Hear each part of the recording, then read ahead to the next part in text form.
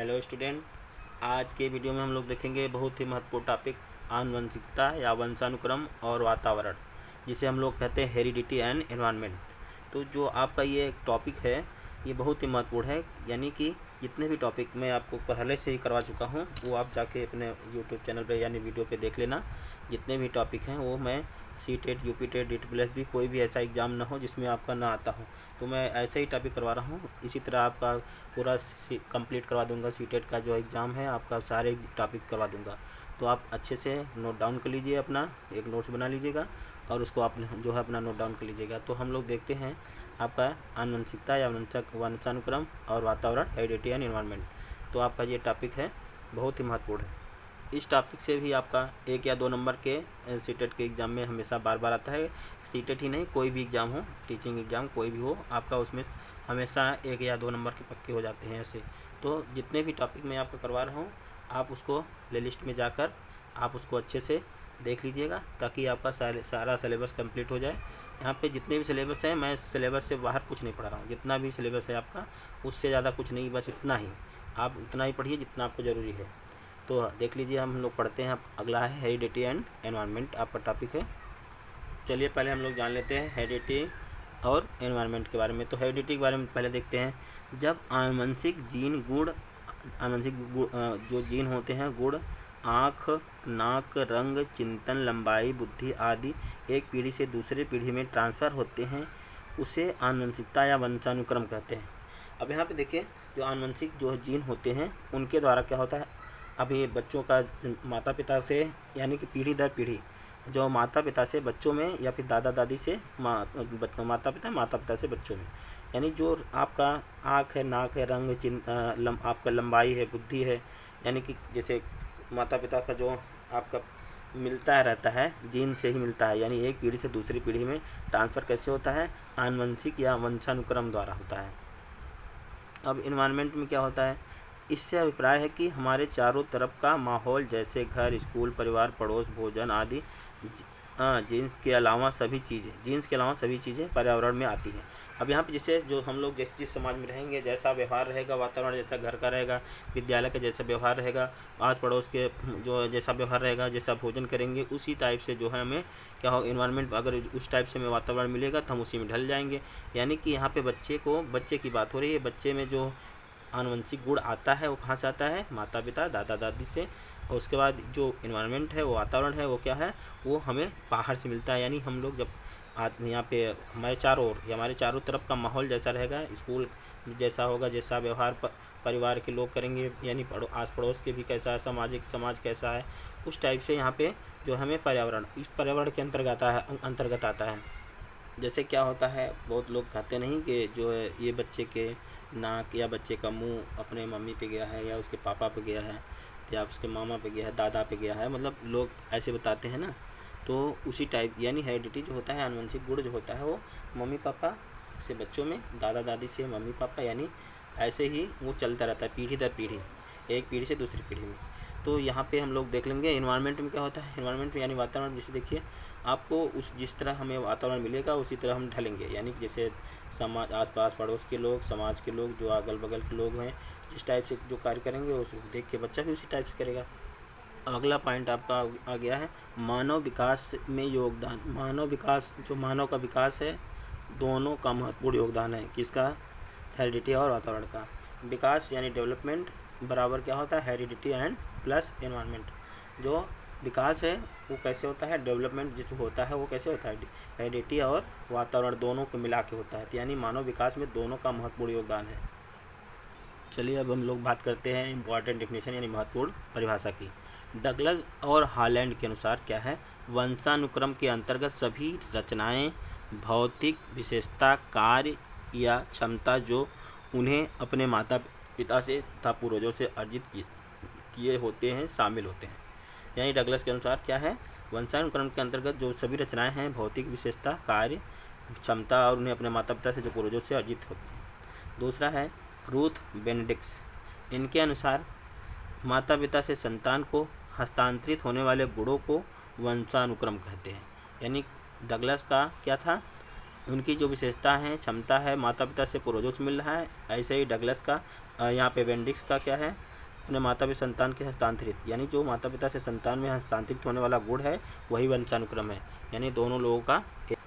ऐसे ही तीसरे हैं जेम्स डेवर, माता पिता की शारीरिक व मानसिक विशेषताओं का संतानों में हस्तांतरण होना वंशानुक्रम कहलाता है। जो माता पिता के शारीरिक व मानसिक विशेषता का जो है वो संतानों में हस्तांतरित यानी संतानों में पाया जाना वही वंशानुक्रम है। इसी तरह अगले वैज्ञानिक हैं वुडवर्थ, वातावरण में वे सभी बाह्य तत्व आ जाते हैं जिन्होंने व्यक्ति को जीवन आरंभ करने के समय से प्रभावित किया है। यानी वुडवर्थ का है वातावरण में जो वे सभी बाह्य तत्व आ जाते हैं जिन्होंने व्यक्ति को जीवन आरंभ करने के समय से प्रभावित किया है। जेम्स डेवर का क्या था, माता पिता की शारीरिक मानसिक विशेषता संतान के हस्तांतर होने का वंशानुक्रम है। ऐसे ही इनका वुडवर्थ का भी है। तो ये जैसे ही परिभाषाएं जितनी भी हैं ये ऐसे ही एज इट इज ऐसे ही आ जाती हैं जैसे ही है, इसमें कोई चेंज कुछ नहीं होता, बस डायरेक्ट ऐसे पूछा जाता है। अब हम लोग थोड़ा सा और देखते हैं आगे, सेक्स डिटर्मिनेशन यानी लिंग निर्धारण कैसे होता है। यहाँ पे दिया है ना XY और XX जो बच्चे होते हैं यानी जो लड़का है वो XX क्रोमोसोम द्वारा होता है और XY, और जो लड़की होती है वो XX क्रोमोसोम। हमारे शरीर में 2 तरह के सेक्स क्रोमोसोम पाए जाते हैं, X और Y। टोटल क्रोमोसोम संख्या कितनी होती है? 46 होती है। जोड़ों में अगर पूछा जाए तो 23 जोड़े होते हैं। यानी जो X अगर पूछा जाए जो सेक्स डिटर्मिनेशन जो सेक्स का निर्धारण करता है यानी लड़का और लड़की को अलग करने का जो क्रोमोसोम्स है वो कौन है? तो यानी X और Y। यहाँ पे Y जो है वो क्या करता है, लड़के का निर्धारण करता है, या जो Y क्रोमोसोम होता है वो क्या करता है, लड़का, और जो XX होता है वो लड़की। तो हम लोग यहाँ देख लेते हैं इसको। अब यहाँ पे हम लोग समझ लेते हैं इसको कि जो XY है वो XY किसका है, लड़के का क्रोमोसोम्स है या पुरुष का क्रोमोसोम्स है, और जो लड़की है वो XX है यानी महिला। यानी अगर पुरुष और महिला की जब शादी होती है उसके बाद उनसे जो बच्चे होते हैं उनका क्रोमोसोम्स किस टाइप से कैसे पता चलता है कि कितने % लड़के हैं कितने % लड़कियां हैं। यहाँ पे देखिए X और Y ये लड़का है यानी पुरुष है, और XX क्या है, महिला यानी स्त्री है। तो यहाँ पे इसका क्रॉस होता है तो X हो गया, इसका इसमें तो XY हो गया, इसका इसमें करेंगे तो XX हो जाता है, इसका XY। तो यहाँ इससे पता चल रहा है कि आपका जो है 50% क्या है, लड़का है और 50% लड़की है। यहाँ जो आपका डिटर्मिनेट यानी सेक्स डिटर्मिनेट हो रहा है यानी कि जो बच्चों की परसेंटेज है वो कितना है, प्रतिशत 50% आ रहा है, यानी 50% लड़का 50% लड़की। यानी ऐसा यहाँ पे कोई ऐसा नहीं कर सकता कि जो है लड़की की कमी है या लड़के की कमी है। यहाँ पे 50% लड़का और 50% लड़की, इस टाइप से हम लोग देख लेते हैं इसको। मेल का जो है क्रोमोसोम XY है और फीमेल का XX है। तो क्रोमोसोम ही क्या कर रहे हैं यहाँ पे, सेक्स निर्धारित कर रहे हैं कि लड़का या लड़की। ठीक है, तो जो लोगों के दिमाग में होता है कि नहीं लड़की है इसलिए लड़की हुआ, लड़की या लड़की, क्रोमोसोम्स निर्धारण कौन कर रहा है, X और Y। तो यहाँ पे न लड़की की कमी है न लड़के की कमी है, यानी वो किसका, X और Y पे, यानी क्रोमोसोम्स पे निर्भर करता है, लड़का और लड़की होना इस पे निर्भर कर रहा है, X और Y, XX और XY पे। अगला है महत्वपूर्ण सिद्धांत प्रिंसिपल ऑफ हेरिडिटी, प्रत्यागमन का सिद्धांत, प्रिंसिपल ऑफ रिग्रेशन। इसमें क्या है, विपरीत गुणों का उत्पन्न होना, यानी तेज बुद्धि वाले माँ बाप के कम बुद्धि वाले बच्चे होना, या कम बुद्धि वाले के तेज बुद्धि के बच्चे होना। अगला उसके बाद गाल्टन का सिद्धांत, गाल्टन थियरी क्या है, इनके अनुसार जब बच्चे में गुण पिछली पीढ़ी से भी ट्रांसफ़र होते हैं जैसे दादा दादी से, तो यह गाल्टन का सिद्धांत या जीव गणना सिद्धांत या बायोमेट्रिक थियरी कहलाता है। प्रत्यागमन में क्या हुआ, विपरीत गुणों का उत्पन्न होना। विपरीत गुणों का मतलब जैसे अगर माता पिता क्या हैं अच्छे बुद्धि वाले तेज बुद्धि वाले हैं तो उनका बच्चा क्या निकल गया, चोर निकल जाए, तो क्या हो जाएगा, यहाँ पे विपरीत बुद्धि हो जाएगी ना। अगर माता पिता अच्छे हैं सच्चे हैं तो उनका बच्चा चोर निकल जाएगा तो क्या होगा, विपरीत बुद्धि हो जाएगी। ये क्या हो गया, प्रत्यागमन का यानी प्रिंसिपल ऑफ रिग्रेशन हो जाता है। अगला सिद्धांत आपका है बीचमैन का सिद्धांत। इनके अनुसार माता पिता से प्राप्त बीज कोष कभी खत्म नहीं होता, यह एक पीढ़ी से दूसरे पीढ़ी में निरंतर चलता रहता है। यानी जो जीन्स होते हैं वो माता पिता दादा दादी से माता पिता से बच्चे, यानी कि पीढ़ी दर पीढ़ी एकांतरण होता है, वो हमेशा चलता रहता है, वो खत्म नहीं होता।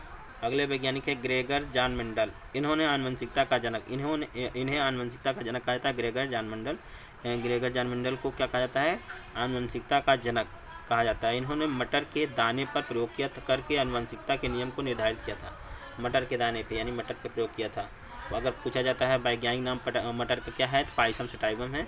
यहाँ पे उन मटर के दाने पर प्रयोग करके क्या निकाला था? आनुवंशिकता का निर्धारण किया था। आनुवंशिकता अर्थात जीन, जो जीन होते हैं वो कहाँ से? दादा दादी से माता पिता से बच्चों में, यानी एक पीढ़ी से दूसरी पीढ़ी एकांतरण, यानी कि वो जो ग्रेगर जॉन मेंडल हैं वो यही प्रयोग किया था अपना, कि मटर पे प्रयोग करके आनुवंशिकता का नियम निर्धारण किया। तो अब चलिए हम लोग देख लेते हैं जो पिछले वर्षों में पेपरों में आया था, उसको देख लेते हैं। प्राकृतिक पोषण विवाद निम्नलिखित में से किसके संबंधित है? यहाँ पे द नेचर क्या है? Nature debate refers to. यहाँ पे पहला आनुवंशिकी एवं वातावरण, दूसरा व्यवहार एवं वातावरण, तीसरा वातावरण एवं जीव विज्ञान, चौथा है आपका वातावरण एवं पालन पोषण। यहाँ पे आपका पहला ही ऑप्शन आपका सही हो जाएगा।